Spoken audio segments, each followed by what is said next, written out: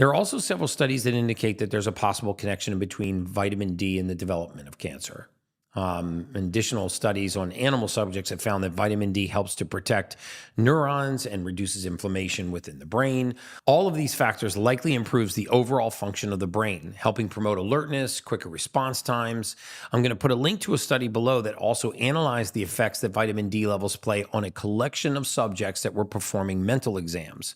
This study found that those that had lower levels of vitamin D3 actually performed worse than those that had adequate levels of the vitamin, suggesting that it actually does improve mental acuity.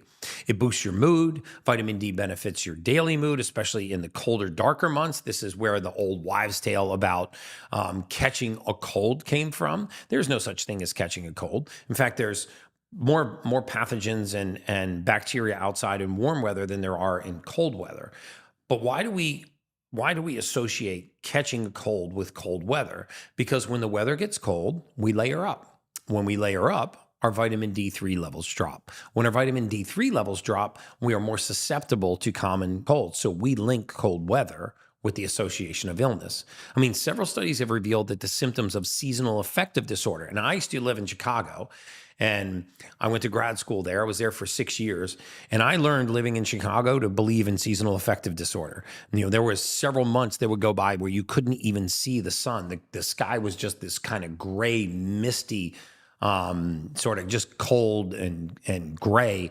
And you couldn't even tell how high in the sky you were seeing. You couldn't see clouds. It was just a misty gray cold.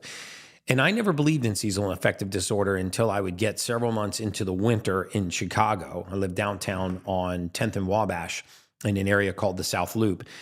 And several months into the wintertime, you definitely felt the effects on your mood. All you wanted to do was stay inside and eat pizza. And I remember it very, very vividly. And now that I'm starting to parse through some of the research, I'm virtually certain that it was linked to my vitamin D3 level.